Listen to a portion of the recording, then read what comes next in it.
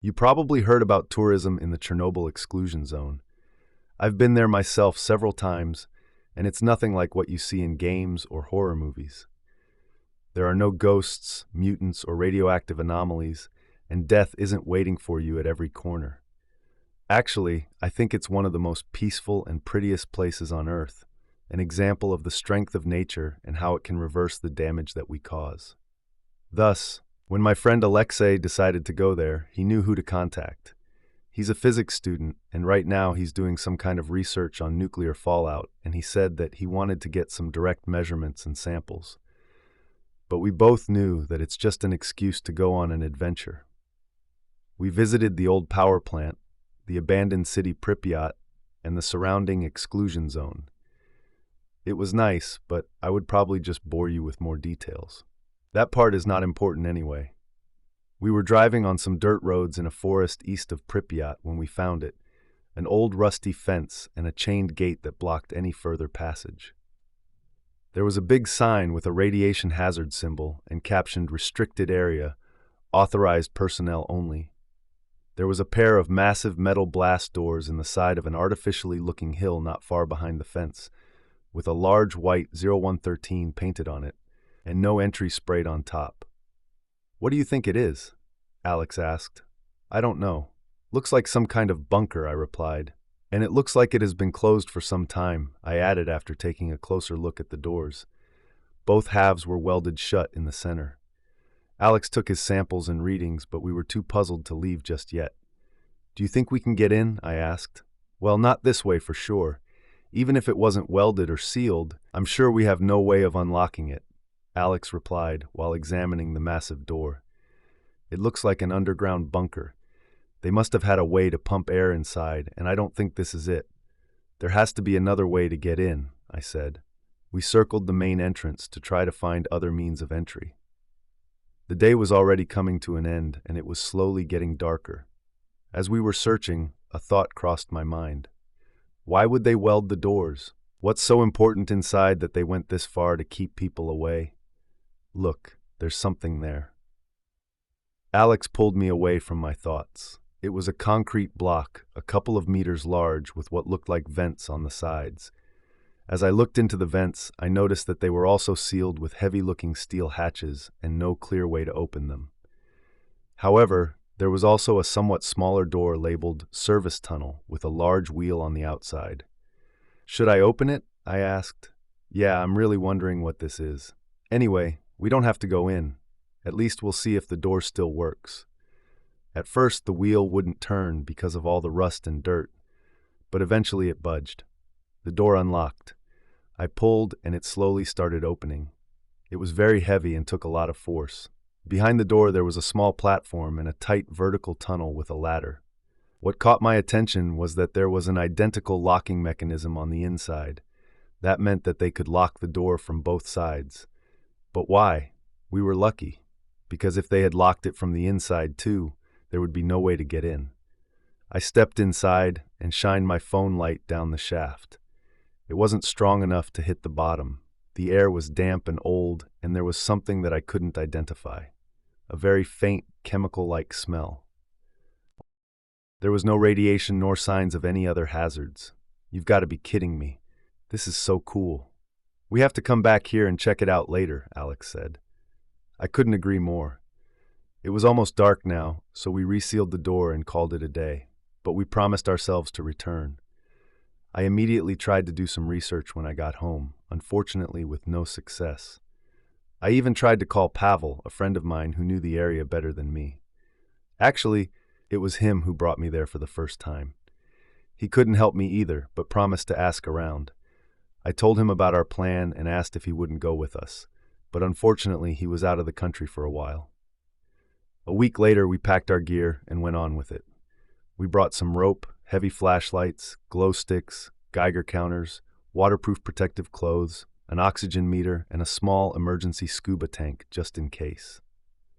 And yeah, we're not stupid, so we told our relatives and friends about our trip and when we're expecting to return. We closed the door behind us as we descended down the access shaft. We couldn't know what's down there, and we didn't want to cause a radiation leak or something like that. We eventually dropped down into a concrete tunnel, which enclosed the air vents and some smaller pipes. There was obviously no power and thus no lights. Good thing we brought our own. We followed the tunnel and reached another door, but this time it was a regular one, not the heavy bunker type. We went through and entered a room with 4 large air pumps and some electrical equipment and controls. The ventilation shaft split here into 2 larger ones that ran straight into ground and 2 smaller ones that went straight across the room where there was another set of doors. Behind the doors, there was a large hall with numerous boxes, crates and other cargo just laying around. There also was a security checkpoint. Behind the checkpoint, we found the main door that we have seen from the outside. Just next to it, there was some heavy lifting equipment. We returned through the checkpoint and taken a look at a set of elevators. There was a simple map with the layout of the facility floor by floor. We were on floor 0, main entry hall. There were another 4 floors below us. 1. Offices, security and recreation floor. 2. Secure laboratories floor. 3. Accelerator, clean room decontamination chamber floor. 4. Experiment site. The map was titled Object 13. It wasn't a military bunker. This was a research site. We took a set of stairs since the elevators were of no use without power. An unsettling thought brushed my mind as we were descending. They probably were moving some supplies and then left them there and took the equipment to the main door. Were they trying to get out? I stepped on another stair step, but something rolled away under my foot, lost my balance, and fell on my back. My pack luckily absorbed the impact. I looked under my feet to see what caused my fall. Empty bullet casings. This wasn't the sole reason why I felt odd about this place. As soon as we got down to level 1, I noticed that every single door was open. Every single one. There was a canteen and a kitchen right at the beginning of a long rectangular corridor. Various offices surrounded the corridor. There was the regular stuff, paperwork, old computers, personal belongings, all right there where they left it. Did they leave in a hurry? Dmitri, Alex called from the canteen on the opposite side of the corridor. What? Was all I could say when I followed him to the canteen. There was food still neatly served on the tables. But it wasn't spoiled. It wasn't fresh either. But it wasn't decaying as a 30-year-old meal should. How is this possible? I asked. I don't know. Maybe it was irradiated or something. But it's not anymore. I checked that. I really don't know, man, he answered, as puzzled as I was. Oh, why didn't we just turn back and leave? Now that I'm writing this, there were so many red flags already. Something really wrong happened down there. But I guess we were too excited and curious. But it was at this point that my excitement started to fade and be replaced with an eerie feeling. Nevertheless, we continued and descended down to level 2. The stairwell ended here, and to go deeper, we would have to cross the entire floor to reach another one on the opposite side. There was a security checkpoint and a large blast door that we had to pass through to reach the labs. Again, every door was wide open. However, the things that people left here weren't neatly placed where they should have been. It was a mess everywhere. There were all kinds of rooms with all kinds of equipment that I didn't understand.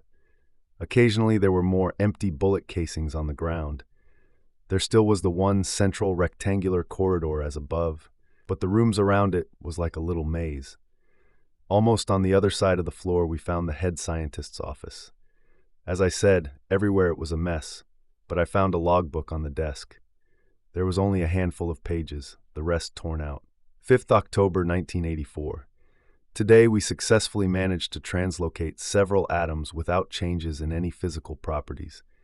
It's going to be a long road until we can transport solid objects, but we're going some good work here. 17th January 1985. We've managed to transport an apple today. However, I couldn't help but notice that the pattern of red and green skin on top was slightly different, but it was still the same apple with the same structure, shape, everything. We also tried to transport some electronics. They were unharmed and in working order. I think that we still have a lot to perfect and learn about this technology, but we cannot slow down now. The country is relying on us. 21st February 1985. After the animal trials, we translocated our first human today. He is alive and healthy, a brave hero of our nation. We have proven that this technology works now, but the practicality is still very limited due to the fixed translocation ratio. We still cannot send matter, only exchange the positions of two equally massive objects. I have proposed a new type of transport device that could possibly achieve one-way translocation of just a single object, but it would need an immense amount of energy. 1st May 1985. Our superiors accepted my proposal. They are going to build a new, much bigger translocator here in the power plant, so we can use a nuclear reactor as a direct power source. There is one more thing. We've now translocated dozens of test subjects. Each one is alive and well, but sometimes they are a little bit, well, different. They sometimes claim that various events in the past happened differently than they really did. Sometimes they claim to know people who don't exist, or more alarming, they know people who they are not supposed to know. The following was written below with a pencil by hand. Test subject 28 was speaking an unknown language and couldn't understand any real language after the experiment. There was a lot of missing pages afterwards. 25 April 1986. We are going to try to change our approach. It's been more than a year, and we are still unsuccessful in eliminating the translocation symmetry anomaly. We still don't know what is causing it, but we're not going to make any progress this way. Today we are going to try to access the conduit reality instead. Even though Unit 2, the one we built in the power plant, is still new, we are going to use it for this experiment. Who knows what wonders are waiting for us on the other side? There was one last page in the logbook. On it, it was just a single phrase, written again and again. We let them in. "Alex, I think we should go," I called. "Man, come take a look at this," he answered. I stepped out of the lab and back into the hallway. There were clothes all over the corridor. Well, what was left of them? They were torn to shreds. No bodies, no blood, just strips of cloth and an occasional shoe or a watch. I looked up and stared down the dark corridor in front of us. I just stood there for a while. It was, I don't know, as if something tore all these people to shreds and then cleaned it all up, except the clothes and other non-organic material.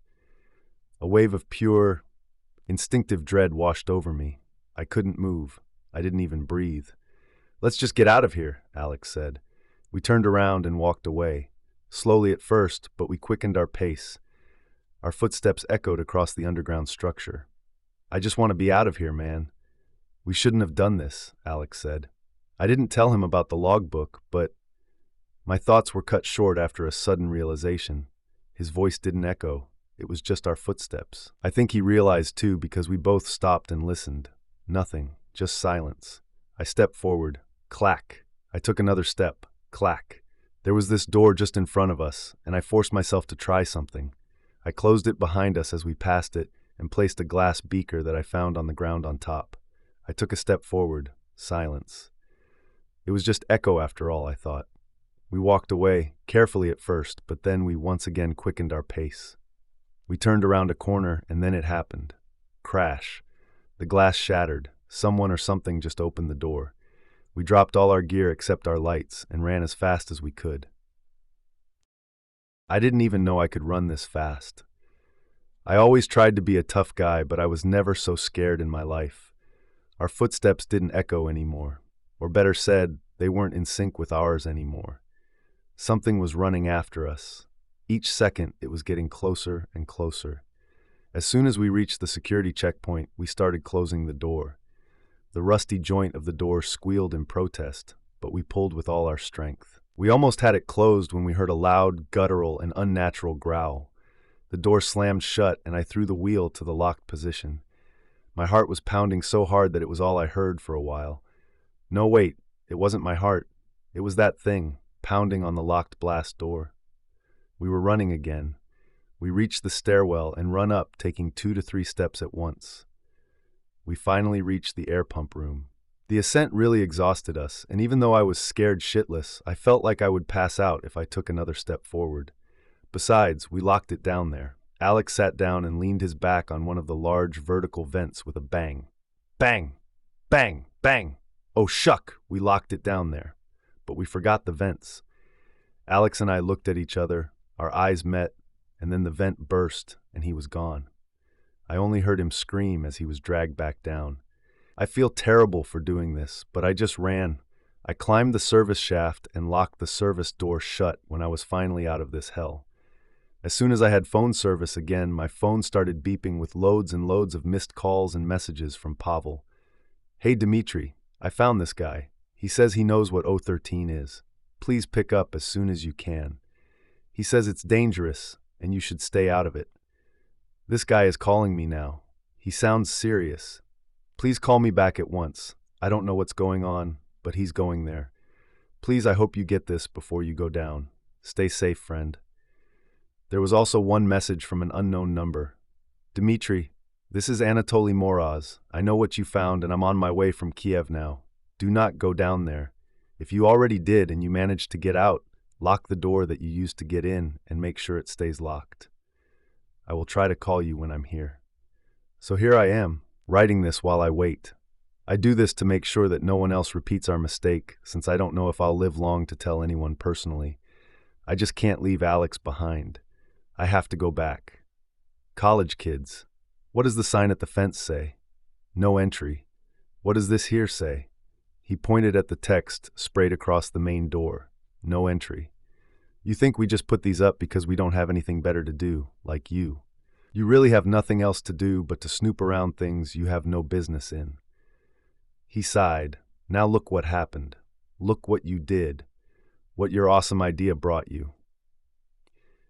Moraz yelled me after I finished explaining what happened. First thing he did when he arrived was to check the service tunnel and make sure it's closed. He didn't even talk to me. He just ran there and made sure it is sealed and locked. He was an average-looking guy, probably in his mid-50s, but I think people would say that he looked older than he really was. "What is this place?" I asked. "You have no idea," he said, stood up and walked to his car. "What are you doing? I'm going to save your friend, and you're coming with me. You will do everything exactly as I say and nothing else. Stay quiet. Try not to exhaust yourself. The air is not circulating and you'll burn all the oxygen and suffocate. You will stay tethered to me by this line." He lifted what looked like a small retractable winch. "When I turn off my light, you will do the same immediately and you won't move." He continued and pulled out a shotgun from the car's trunk. "Are these going to help?" I asked. "To an extent, but don't use it unless I tell you to," he said and handed me a pistol. "Last thing. Do you know how ozone smells?" He asked, and I nodded. "Good. If you smell ozone, run."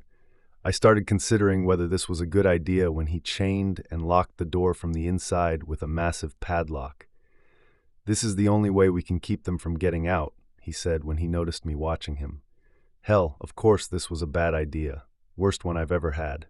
So let me rephrase. I was contemplating whether I would ever see that padlock open ever again. "Am I not going to get a key?" I asked, watching him close it with a loud click. "Sorry, I have just one. But don't worry, I'm right here," he said, sliding his hand across the line that we were connected through. The tether reeled back and forth between us as we walked through the service tunnel. It gave me some sense of security. I could be sure not to get lost and separated from the only other person nearby. It created a sort of a weird rhythm with the diesel fuel that sloshed around in the large canisters we carried. Our first stop would be the generator room on the other side of the main entry hall. The generator rattled and hummed as it slowly started spinning up. "Did you see it?" Moraz asked. "What? We have some time for talking until it turns on. Did you get a look at what took your friend when it happened?" "No," I answered. "What is this place?" I asked again. He stared into the air, sighed, and explained. It was originally a military stockpile in the 50s. In late 70s, it was then repurposed into a research site. Anything that was too crazy for the public to know about it, they've done it here. And it was some messed up stuff sometimes. Then they had this project about teleportation. They even rebuilt half of the facility to house it. And that's when it all went to shit. "How do you know all this?" I asked. "I used to work here," he said. "So what are these things?" I asked. "They are." He started but then brushed off. "I don't know. I was just an assistant. Is there someone who knows?" "Not anymore. Everyone who knew, well, let's say they never left this place. And how did you get out?" The engine clutch engaged with a click and the generator finally came to life. "I didn't. I took a sick day when it happened." The lights turned on for a brief moment and then shut down again as a circuit breaker popped. That's okay. We can't spare the power for the lights. We'll need it someplace else. We'll see, Miraz said. Whatever happened here, whatever killed all the people down here, and God knows how it was all connected with the Chernobyl disaster, he wasn't here. He took a sick day. Come on, kid. Let's go. We were at the lab security checkpoint that me and Alex closed earlier during our escape. Remember, stay as quiet as you can now, Miraz told me, and we slowly opened the blast door. To our surprise, light blinded us immediately, something shining right at us. I took a step back while my eyes adjusted to the light, and then I finally saw the source of the light, Alexei's flashlight. I went to pick it up, but Miraz quickly stopped me with his arm and pointed into the blackness of the corridor in front of us. For a moment we stood there, silent, and then I thought I heard something in the distance. Miraz immediately turned off his headlamp and gestured to me to do the same while he went to crouch in the corner. I followed and turned off my light too, but we were still lit up. Alex's light was still on, illuminating the room. Miraz quietly cursed, quickly went to grab the flashlight, and then it was dark, completely pitch black. People say that when you're under stress and you lose one of your senses, the other one's heightened to compensate. It's true, or maybe it was just getting closer. It doesn't matter.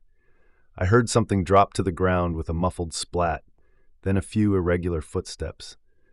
Not like footsteps of someone walking with a pair of shoes, it was like someone walking barefoot, flesh on concrete. And they were getting closer. I instinctively grabbed the gun Miraz gave me, hoping I wouldn't need to use it. It was now so close that I could hear a slow, raspy breathing. I think I even felt a cold breeze on my face. Inhale and exhale, in and out. I don't want to think about how close it was. Then something slammed into a wall down the way we came from, with a crash and the sound of glass and plastic breaking. Whatever thing was there with us turned and quickly followed it. I thought that it's gone and I'm safe. Out of nowhere, suddenly a hand brushed against me. I almost jumped and screamed, but the hand quickly moved and grabbed my mouth, preventing me from making a sound. Another hand grabbed my gun. It's me. Follow me. Slowly. A voice whispered into my ear. We entered a room on the side and I heard a door close silently. We waited for a while and then we turned our lights back on. Don't ever do that again, I told him, but he wasn't listening. He was looking at droplets of a thick black fluid on the floor at the other side of the room. What is that? I asked. Blood. At least it was once. Miraz answered and followed the trail. We traced it across a few rooms until we stopped in a large chemical lab. There was something on the ground in a puddle of the black liquid. It was Alex's knife. There was some red liquid too. I could tell what it was without a doubt. Fresh blood. A trail of a few droplets went in the opposite direction than the black liquid. Look, he must have gotten away, I whispered. I doubt that. If we want to find him, we have to go to level 4. He just glanced at the knife and then acted like he didn't see anything. Look, this is his knife. They must have fought here and he went that way. I pointed in the direction where the blood trail went. He must be hurt. That's one more reason for us to not waste time. Let's go. He stepped off back into the central corridor. I wanted to stay and search for Alex, but the tether that connected us wouldn't allow that. So I obliged and followed. Initially, Miraz, please tell me what is going on. How do you know he's not here? Because I know, just shut up. We don't have time to argue. We weren't whispering anymore. I'm not going anywhere until you tell me why you are so sure, I insisted. Because he's dead. What? But you said, come on, let's go. This is not a place where we want to stay. We have to get down to level 4. Miraz cut me off. No. I trusted him at first because he was the only one who could help me and help Alex. That was the only thing I focused my mind on, saving Alex. Only now I was realizing what I'd gotten into, how blind and how stupid I was. He wasn't just an assistant, as he claimed, and we weren't here to save Alex. I started unbuckling my end of the tether. What the hell are you doing? He asked, raising his voice. I'm going out. Give me the key to the padlock, I demanded. No, I can't do that, he said with agitation in his voice. I had no choice. I raised my gun at him. Give me the key, I demanded again. You really think I would give you a working gun? You're not going anywhere. he said and pointed his shotgun at me. I pulled the trigger, but there was only a click. Why are we here? Why didn't you call your friends, your superiors, or whatever to take care of this? But you have to hold me at gunpoint. Let's say we don't share the same goals anymore, but have no doubt they are coming here, but not with guns, with concrete. They are going to seal this place up for good, and we have to be quick if we want to be out by the time that happens. Why can't you just please let me leave now? I asked, my voice shaking. Because it's a two-man job, he said, and looked me in the eyes. There are things much more important than you, me, or your friend. I couldn't deny that. Maybe he was right, but I couldn't do this, and I didn't understand anything. Who are you? I asked him, returning his gaze, but then I looked away. Something caught my attention. Movement behind Moraz. It was a creature crawling across the ceiling towards us. Its body vaguely looked like a human, but its skin was pale and stretched tight over its thin bones. Its veins were visible through the skin, filled with the same black fluid we found earlier. It had no hair and only holes where its nose and ears used to be. Its eyes were bloodshot, locked in a blank stare. We escaped it before, but our argument brought it back. It was too late to run now. Moraz noticed my stare, but he wasn't fast enough. The creature lunged at him. At the same time, he turned around and fired a shot but missed, and the thing knocked him to the ground. That shot was deafening in such a tight space. I heard only ringing in my ears. My eyes were slightly blinded by the muzzle flash. In the confusion, I turned to run, but I forgot that I was still tethered to Moraz. After the line was completely reeled out, it jammed, stopping me right in my track and sending me falling to the ground. I looked back and saw that the creature was now looking at me. Moraz was lying there on the ground. I must have pulled it off him by yanking on the tether, and now it would come to make sure it won't happen again. I finally managed to disconnect the tether and threw the useless pistol at the creature, hitting its head. It briefly stumbled, and I ran to the only place that quickly came to my mind. I barricaded myself in a storage room adjacent to the large chem lab, blocked the door with a shelf. The creature spent a minute trying to get in, but then gave up and left, presumably to finish off Moraz. And I stayed there, just sitting in the corner, too scared to do anything. I don't know how much time had passed, but it was starting to get hard to breathe. For a time I thought I would just stay there and end it all peacefully, instead of a violent death that was likely waiting for me at the other side of the door. But then I heard a voice call my name, Alex's voice. "Alex, is that you?" I called back. "Oh, thank God, I thought I would die here." "You came back," he answered. I went to open the door, but then changed my mind. "How did you find me?" I asked. I was hiding too, but then I heard gunshots, and I came here to look. "Dimitri, please come out. We have to get out of here." I sat down again. Maybe it was really him, but what if it wasn't? I didn't want to find out. "No," he said, "you were dead." I saw blood too. "No, it isn't you. It can't be." "What?" "I don't." "What are you talking about, Dimitri? One of those things got me pretty good, but I'm alive."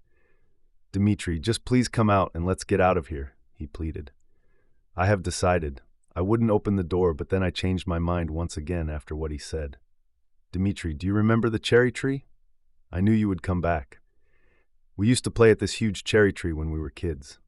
We used to climb it all the time, but one day I had this idea to make a bet. Whoever gets the highest wins. I got almost to the top, but then I realized how bad an idea this was. The branches under me were too thin, and I knew they could break under my weight any time, but Alex didn't want to lose. He tried to climb even higher than me, and then the twig he was standing on broke and he fell. Luckily, he landed in a pile of fallen leaves and only broke his leg. He could have killed himself if he fell on solid ground, and it was my fault. I almost got him killed because of a stupid bet. We decided not to tell anyone how it happened because we were both afraid of getting into trouble, but I felt guilty for it for the rest of my life. There was no way how he could know about the cherry tree if it wasn't him. I opened the door, and there he was. He looked terrible. Bruises and scrapes all over, and he had a blood-stained, torn piece of shirt wrapped around his left hand. "Are you okay?" I asked. "I've been better. Let's just get out of here," he replied. "That's not going to be that easy," I said. I told him what happened until now and that the door was locked.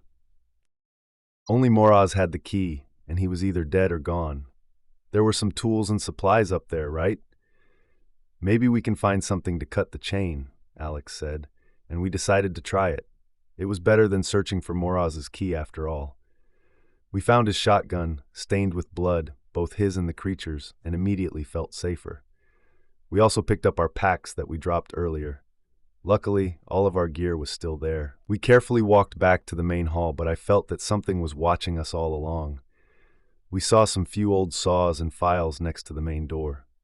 We grabbed all we could, but we weren't alone. The inhabitants finally decided to make their move. One of the thin creatures crawled out of the stairwell. I aimed and fired. It fell down from the ceiling, twitching like a dying insect. But it didn't matter because it wasn't alone. Another one crawled out, then another, and another. We ran to the air pump room and blocked the door by jamming a large saw between the handles.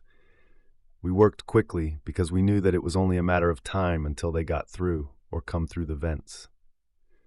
Alex couldn't operate the shotgun with his hurt hand, so he offered to do the cutting while I stood guard, ready to kill anything that would come out of the vents. It was working, but it was too slow. Way too slow. Alex barely got through a few millimeters when I thought that the door would break already. They were pounding on it, slamming into it, and I saw it rattle in its hinges. I thought that they would get through any moment now, and then they stopped. I heard them run away. I coughed when a sharp odor hit my nose. "What is that?" Alex asked. "Ozone," I answered. If these stories creeped you out, make sure to smash that like button and hit subscribe for more spine-tingling content. Stay safe out there, and remember, sometimes the scariest things are hiding in plain sight. Thanks for watching, and I'll see you in the next video.